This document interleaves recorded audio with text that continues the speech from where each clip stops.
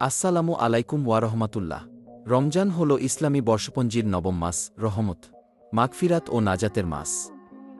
এই মাসে কুরআন নাজিল হয়েছে, যা মানবজাতির জন্য হিদায়াত।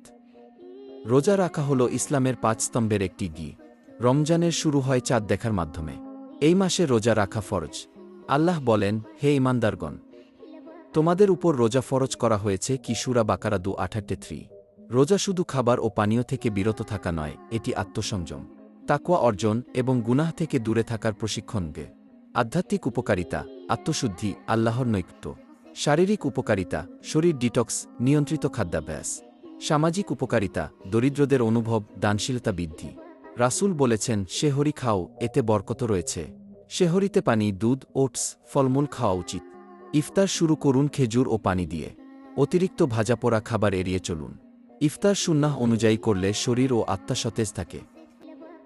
রমজান হল ইবাদতের মৌসুম। এই মাসে আমল বাড়াতে হবে গি।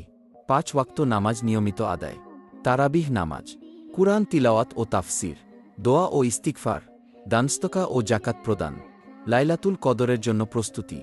রমজান আমাদের শেখায় ধৈর্য, ক্ষমাশীলতা এবং আত্মনিয়ন্ত্রণকে। রোজা আমাদের চরিত্র গঠনে সহায়তা করে।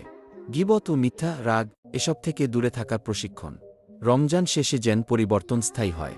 আল্লাহর সন্তুষ্টি অর্জনই মূল লক্ষ্য। রমজান শেষে যেন আমরা আবার গুনাহে না ফিরে যাই গি।